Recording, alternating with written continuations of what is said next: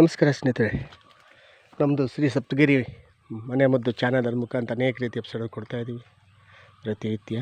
ಸ್ನೇಹಿತರೆ, ನಮ್ಮಲ್ಲಿ ಪ್ರಕೃತಿ ಸಿಕ್ಕುವಂಥ ವಸ್ತುಗಳನ್ನು ಉಪಯೋಗಿಸ್ಕೋಬೇಕು. ನಾವು ಪ್ರಕೃತಿ ಎಲ್ಲನೂ ಕೊಡ್ತದೆ, ಅದನ್ನು ಉಪಯೋಗಿಸ್ಕೊತಾರೆ. ನಾವೇನು ಮಾಡ್ತಾಯಿದ್ದೀವಿ, ಎಲ್ಲ ರಾಸಾಯನಿಕ ಮರೋಗಿ ಆ ರಾಸಾಯನಿಕದಿಂದ ಅನೇಕ ರೀತಿ ನಮ್ಮ ಆಯಸ್ಸನ್ನು ಕಡಿಮೆ ಮಾಡ್ಕೊತಾಯಿದ್ವಿ. ನಾವು ಆ ಆಯಸ್ಸನ್ನು ಕಡಿಮೆ ಮಾಡ್ಕೋಬಾರ್ದು ಅಂದರೆ ನಾವು ಪ್ರಕೃತಿ ನೋಡಬೇಕು. ಪ್ರಕೃತಿ ಪ್ರತಿಯೊಂದು ಕೊಟ್ಟಿದೆ, ಪ್ರಕೃತಿ ಅದನ್ನು ನಾವು ಉಪಯೋಗಿಸ್ಕೋಬೇಕು. ಸ್ನೇಹಿತರೆ, ಸಣ್ಣ ಸಣ್ಣ ಮಕ್ಕಳು, ಸ್ಕೂಲ್ಗೆ ಮಕ್ಕಳು ಹಾಡುಗಾರಿಕೆ ಅಂದರೆ ಭಾರಿ ಇಷ್ಟ. ಆ ಗಾನಕ್ಕೆ ಆಗಬೇಕಂದ್ರೆ ಅವ್ರ ಕಂಠ ಸಿರತ್ವ ಆಗಬೇಕಂದ್ರೆ, ಕಂಠ ಚೆನ್ನಾಗಿ ಬರಬೇಕಂದ್ರೆ ನಮ್ಮ ಪ್ರಕೃತಿಯಲ್ಲಿ ಅದಕ್ಕೆ ಟ್ಯಾಬ್ಲೆಟ್ ಇಲ್ಲ, ಇಂಜೆಕ್ಷನ್ ಇಲ್ಲ, ಮತ್ತೊಂದಿಲ್ಲ. ಅದೇ ನಮ್ಮ ಮಾವಿನ ಚಿಗುರು.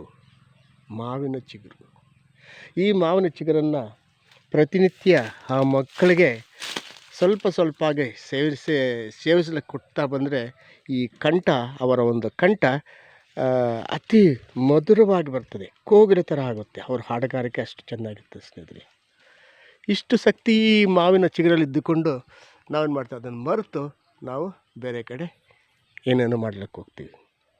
ಮಕ್ಕಳು ಹಾಡುಗಾರಿಕೆಯಿಂದ ಎಲ್ರಿಗೂ ತಂಪಾಗಿ, ಪ್ರತಿಯೊಬ್ಬರು ಹಾಡು ಅಂದರೆ ತಲೆ ಅಲ್ಲಾಡಿಸುವಂತಹ ಇದು ಬರ್ತದೆ ಅಂತಹ ಒಂದು ಗಾನಾಮೃತದ ಒಂದು ಸಿರಿವಂತ ಕಂಠಗೆ ಆಗಬೇಕಂದ್ರೆ ಈ ಮಾವಿನ ಚಿಗುರನ್ನು ಸೇವಿಸಬೇಕು.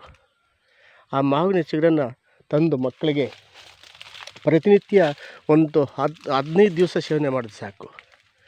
ತಪ್ಪೇನಿಲ್ಲ, 41 ಮಂಡಲ ಅಂತೀವಿ, 45 ದಿವಸ ಸೇವನೆ ಮಾಡಿದ್ರೆ ಸಾಕು. ಅವರ ಒಂದು ಕಂಠ ಅದ್ಭುತವಾಗಿ ಒಂದು ಹಾಡಲಿಕ್ಕೆ ಅಷ್ಟು ಅಮೃತವಾಗಿರ್ತದೆ ಅವರ ಒಂದು ಕಂಠ. ಸ್ನೇಹಿತರೆ, ನಾವು ಪ್ರಕೃತಿ ಮರೋಬೇಕು. ಪ್ರಕೃತಿಯನ್ನು ನಂಬಿದವರು ಯಾರು ಕಟ್ಟಿಲ್ಲ ಸ್ನೇಹಿತರೆ.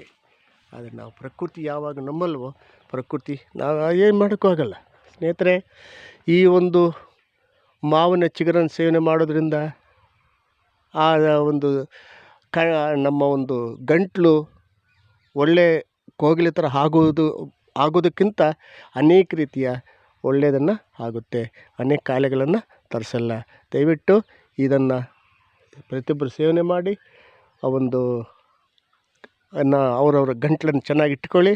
ಮತ್ತು ಎಲ್ಲರೂ ಇದನ್ನು ನೋಡಿ, ಲೈಕ್ ಮಾಡಿ, ಶೇರ್ ಮಾಡಿ, ಸಬ್ಸ್ಕ್ರೈಬ್ ಮಾಡಿ, ಎಲ್ರಿಗೂ ಹೋಗಲಿ, ಎಲ್ರಿಗೂ ಮುಟ್ಟಲಿ, ಪ್ರತಿಯೊಬ್ಬರು ನೋಡಲಿ, ಪ್ರತಿಯೊಬ್ಬರು ಮಾಡಿಕೊಳ್ಳಿ. ನಮಸ್ಕಾರ.